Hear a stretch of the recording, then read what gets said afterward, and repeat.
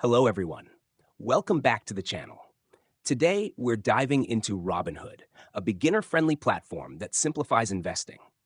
If you've been curious about starting your investment journey, this guide will help you get started step by step.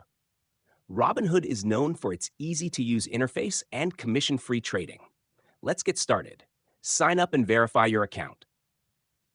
Download the Robinhood app or visit the website to create an account. Complete the verification process by providing your details, including your social security number, to comply with financial regulations. Link your bank account. Connect your bank account to fund your Robinhood wallet. You can start with as little as you want, making it accessible for all investors. Explore investment options. Browse through stocks, ETFs, cryptocurrencies, and more. Robinhood provides detailed charts and data to help you make informed decisions. Buy your first stock. Search for a stock or asset you want to invest in. Click the Trade button. Enter the amount you'd like to invest and confirm your purchase. Monitor and learn. Track your investments with Robinhood's user-friendly portfolio view. Use the platform's learning resources to build your knowledge about markets and investing strategies.